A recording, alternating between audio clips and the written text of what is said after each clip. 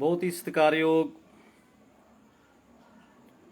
बेरोजगार ET TET पास अध्यापक साथियों, सारिਆਂ ਨੂੰ सत श्री अकाल। वाहिगुरू जी का खालसा, श्री वाहिगुरू जी की फतेह। तो साथियों, अज फिर आपां तुहाडे नाल ईटीटी यूनीयन दे जो गलबात जिहड़ी चल रही है उस बारे तुहाडे नाल विचार वटांदरा जिहड़ा वो करांगे।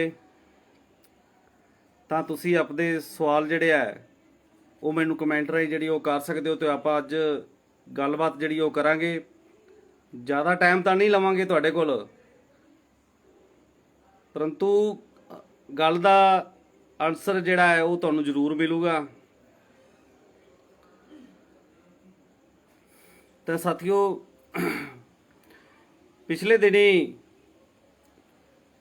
ਆਪਾਂ ਪ੍ਰੋਟੈਸਟ ਲਿਖਿਆ ਸੀਗਾ 9 ਤਰੀਕ ਦਾ मोहाली ਦੇ ਵਿੱਚ। ਤੁਸੀਂ ਬਹੁਤ ਵਧੀਆ ਬੜੀ ਵੱਡੀ ਗਿਣਤੀ ਦੇ ਵਿੱਚ ਪਹੁੰਚੇ, ਪ੍ਰੋਟੈਸਟ ਹੋਇਆ।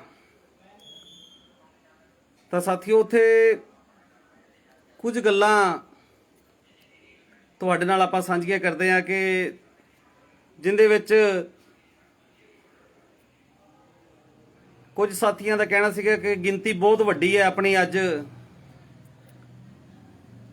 ਤਾਂ ਆਪਾਂ ਨੂੰ ਬਹੁਤ ਵੱਡਾ ਜਿਹੜਾ ਹੈ ਉਹ ਹੱਲਾ ਮਾਰਨਾ ਚਾਹੀਦਾ ਹੈ। ਤੇ ਕੁਝ ਸਾਥੀ ਇਹ ਗੱਲ ਕਹਿ ਰਹੇ ਸੀਗੇ ਗਿਣਤੀ ਚਾਹੇ ਵੱਡੀ ਹੈ ਪਰੰਤੂ ਨਵਾਂ ਜਿਹੜਾ ਕੇਡਰ ਹੈ, ਨਵਾਂ ਅਕੈਡਮੀਆਂ ਦੇ ਵਿੱਚ ਉੱਠ ਕੇ ਅੱਜ ਆਪਾਂ ਨੂੰ ਸਾਥ ਦੇਣ ਲਈ ਆਇਆ ਹੈ ਕੇਡਰ।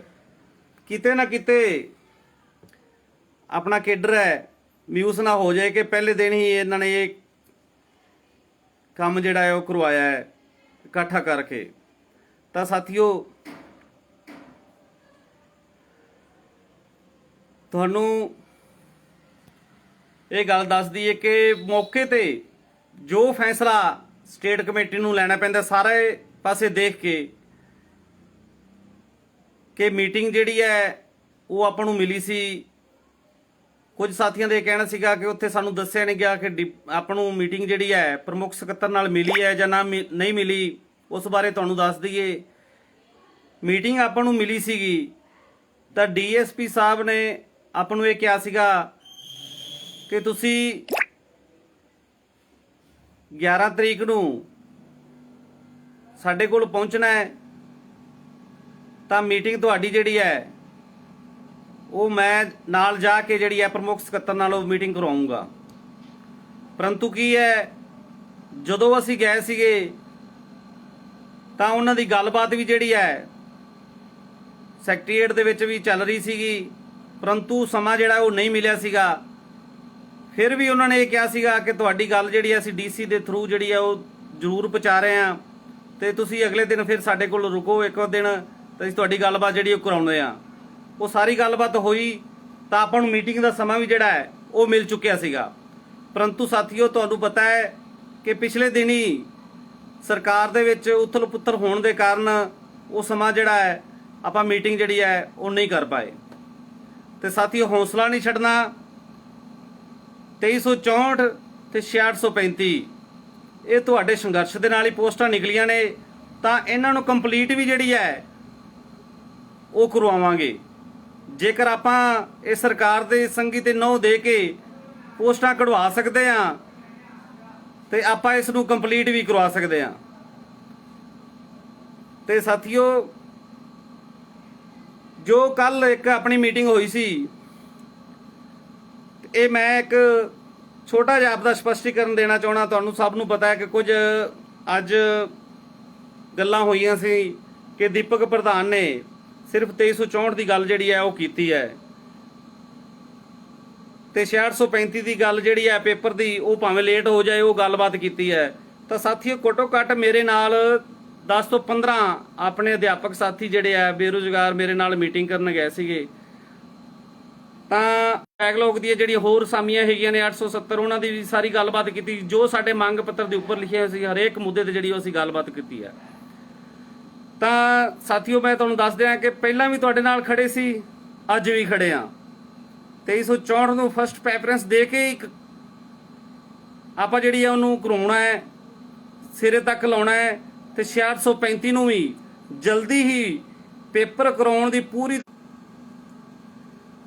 ਨੈਟਵਰਕ ਦੀ ਬਹੁਤ ਪ੍ਰੋਬਲਮ ਹੈ ਸਾਥੀਓ। ਤੋਂ ਆਪਾਂ ਗੱਲ ਕਰ ਰਹੇ ਸੀ ਕਿ 6635 ਦਾ ਜਿਹੜਾ ਪੇਪਰ ਹੈ ਉਸ ਨੂੰ ਆਪਾਂ ਜਲਦੀ ਕਰਵਾਉਣ ਦੀ ਜਿਹੜੀ ਹੈ ਉਹ ਕੋਸ਼ਿਸ਼ ਜਿਹੜੀ ਉਹ ਕਰ ਰਹੇ ਆ।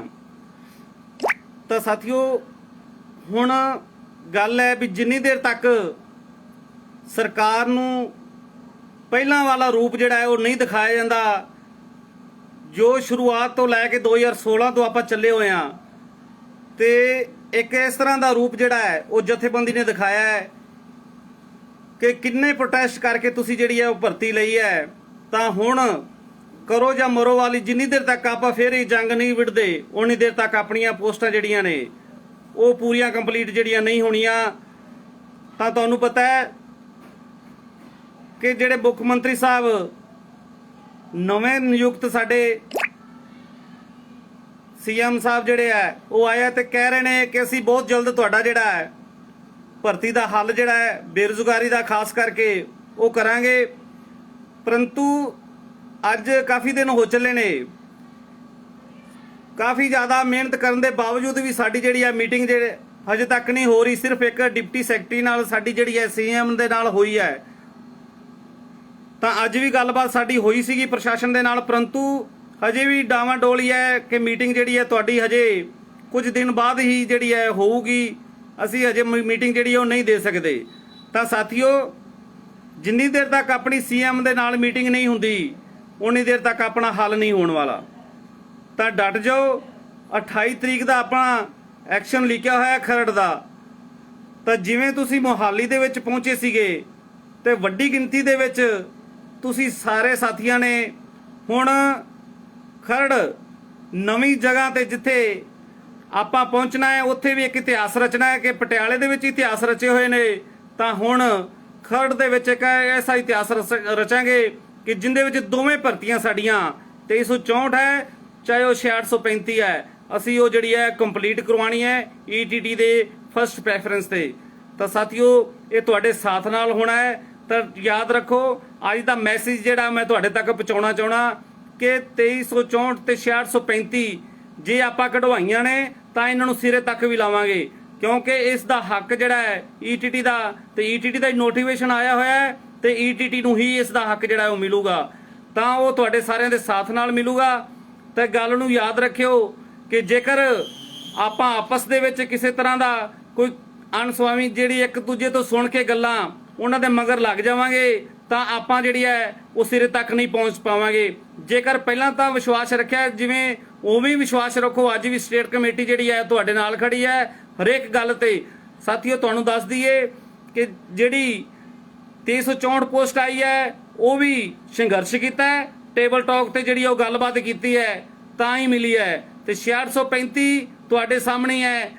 70 ਦਿਨ ਦਾ ਜਿਹੜਾ ਹੈ ਪ੍ਰੋਟੈਸਟ ਹੈ ਟਾਵਰ ਦੇ ਉੱਪਰ ਆਪਣੇ ਹਰਜੀਤ ਸਿੰਘ ਮਾਨਸਾ ਨੇ, ਤੇ 135 ਦਿਨ ਦਾ ਸੁਰਿੰਦਰਪਾਲ ਗੁਰਦਾਸਪੁਰ ਨੇ ਟਾਵਰ ਦੇ ਉੱਪਰ ਰਹਿ ਕੇ ਜਿਹੜਾ ਉਹ ਸਮਾਂ ਗੁਜ਼ਾਰਿਆ ਹੈ। ਤਾਂ ਸਾਰੇ ਜਾਣਦੇ ਆ ਕਿ ਜਦੋਂ ਉੱਥੋਂ ਮੀਟਿੰਗਾਂ ਨਿਕਲਦੀਆਂ ਸੀਗੀਆਂ ਤੇ ਟੇਬਲ ਤੇ ਜਾ ਕੇ ਵੀ ਗੱਲਬਾਤ ਜਿਹੜੀ ਹੈ ਉੱਥੇ ਹੁੰਦੀ ਸੀ। ਟੇਬਲ ਟਾਕ ਤੇ ਬਹੁਤ ਹੀ ਜਿਹੜੀ ਹੈ ਉਹ ਬਹਿਸ ਜਿਹੜੀ ਹੈ ਹੁੰਦੀ ਸੀਗੀ, ਚਾਹੇ ਉਹ ਸਿੱਖਿਆ ਮੰਤਰੀ ਸਨ ਚਾਹੇ ਉਹ ਸਿੱਖਿਆ ਸਕੱਤਰ ਸਨ ਜਿਹੜੇ ਨਵੇਂ ਤੋਂ ਨਵੇਂ ਰੂਲ ਬਣਾ ਕੇ ਸਾਨੂੰ ਬਾਹਰ ਕਰਨਾ ਚਾਹੁੰਦੇ ਸੀ।